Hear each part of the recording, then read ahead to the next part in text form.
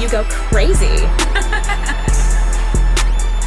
Друзья, всех приветствую! Сегодня в этом обзоре мы с вами рассмотрим новые гибридные внутриканальные наушники от компании TRN стоимостью около $80. И приходят они в небольшой по габаритам коробке с приятным оформлением и изображением парусного судна на лицевой части, что сразу нас отсылает к названию модели этих наушников Caravelle. Ну а здесь уже были указаны технические характеристики, и за звук в них отвечает один 10-мм динамический драйвер со стеклянной диафрагмой и один 6-мм планарный драйвер. Ну а чувствительность составляет 108 дБ, и они получили сопротивление 32 Ома. Тем не менее, на раскачку эти наушники будут довольно средние. Ну а теперь давайте рассмотрим комплектацию более подробно.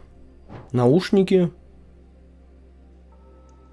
Кабель с коннекторами 2 пин и модульной системой штекеров, и сюда вы можете поставить как обычный штекер на 3,5 мм джек, так и балансный штекер на 4,4 мм и даже Type-C адаптер с ЦАПом. 3 набора силиконовых амбушюр и 1 набор пенных насадок, инструкция по использованию наушников, ну и небольшой фирменный чехол. Эти наушники довольно небольшие, они были выполнены полностью из металла, и здесь на лицевой части у них расположилось вентиляционное отверстие, прикрытое защитной сеточкой. Ну а здесь у них находится стандартный разъем 2 пин для подключения кабеля, а тут располагаются 2 отверстия для компенсации, а также имеется маркировка канала. Ну а звуковод тут имеет длину около 5 мм, диаметр 5 мм, он прикрыт защитной сеточкой, а еще получил выделенный бортик для уже более надежной фиксации амбушюр. Ну а поскольку эти наушники получились достаточно небольшие, то и сидят они в ушах отлично, обеспечивая как комфортную и плотную посадку, так и хорошую звукоизоляцию. Да и их комплектный модульный кабель оказался очень хорошего качества. И конечно, выбор из разных амбушюр здесь вас точно порадует. Ну а вот так выглядит график частотной характеристики гибридных наушников TRN Caravelle. И первое, что мы здесь видим сразу, это явное усиление низких частот на 10 дБ с плавным и грамотно выполненным переходом к области нижней середины. А вот усиление в области верхней середины здесь будет выполнено чуть выше уровня моего таргета и с небольшим смещением на 2,5 кГц, что дает более насыщенную и энергичную подачу этого диапазона. А вот высокие частоты тут довольно хороши, неплохо контролируются и плавно затухают уже после 15 кГц, что является нормальным результатом. Но меня немного смущает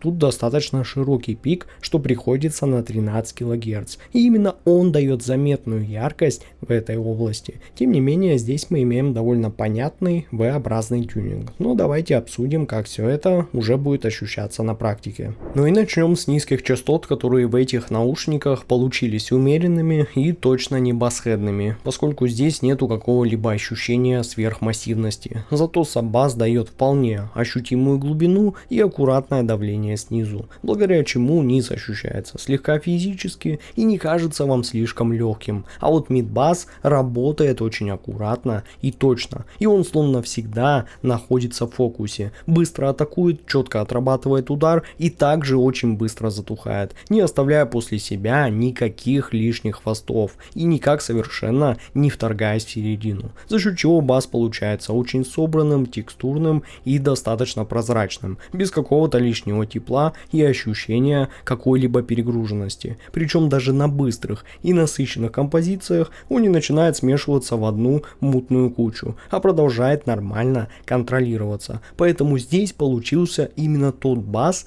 который скорее подчеркивает ритм и добавляет музыке необходимый фундамент, чем пытается постоянно перетянуть внимание на себя. В общем, это довольно универсальная и чистая подача низких частот, которая хорошо работает с самыми разными жанрами.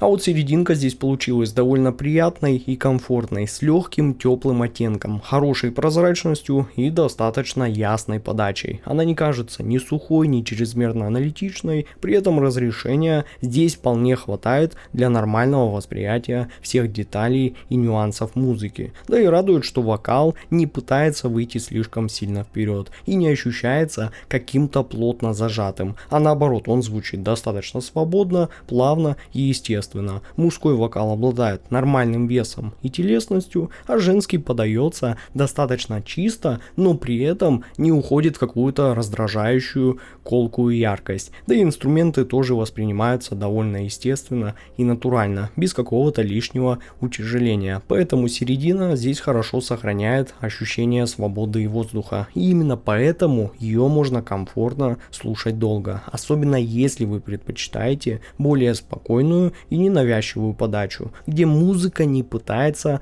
постоянно вас чем-то удивлять. А вот высокие частоты благодаря планарному драйверу здесь получились уже с довольно характерной и той самой планарной подачей. Они быстрые, достаточно детальные, прозрачные и заметно подчеркнутые, поэтому здесь действительно появляется та самая хорошая проработка мелких нюансов и ощущение дополнительной чистоты в верхней части диапазона. При этом тут есть и хорошее количество воздуха, благодаря чему музыка не кажется вам какой-то закрытой или темной. Но вот с комфортом, ребята, здесь уже не все настолько однозначно, потому что на мой слух верхняя часть диапазона получилась тут яркой и местами даже, я бы сказал, слегка острой, особенно если говорить о сибилянтах. Поэтому вокал и плохо записанные треки эти наушники действительно могут подсветить и довольно сильно, и поэтому с некачественными записями слушать их будет уже не так приятно, как мне бы хотелось. А вот хорошо записанная современная музыка раскрывается в них намного лучше и позволяет вам услышать все преимущества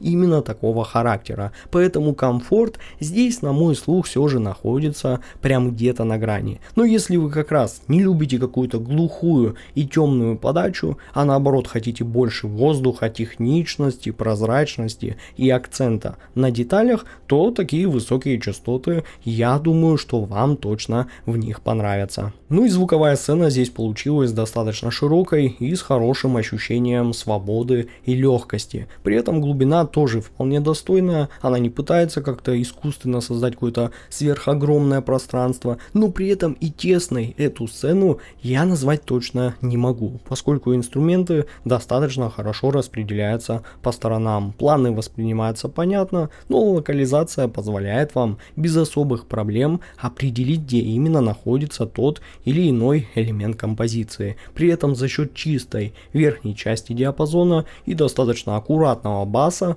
пространство не забивается какой-то лишней массой и сохраняет здесь хорошее ощущение воздуха. И поэтому в целом сцена получилась вполне универсальной и хорошо подходит для самых разных жанров, особенно если вам нравится такое более свободное и открытое восприятие музыки. Тогда это то, что надо. Ну и в итоге я пришел к тому, что TRN Caravelle — это гибридный АМ с очень чистым и быстрым басом, комфортной и естественной серединой и довольно яркими, но детальными высокими частотами. Да, верх здесь может понравиться далеко не всем, особенно если вы чувствительны к сибилянтам, но в остальном это достаточно интересная и технически способная модель в этом бюджете, которая явно делает ставку на чистоту, скорость и открытость звучания. И если такой характер звука вам по душе, то я рекомендую вам эти наушники. Ну а ссылка на покупку этих наушников будет в описании и закрепленном комментарии под этим видео. С вами как всегда был IC Genius, спасибо всем за просмотр и до скорых встреч уже в новых обзорах.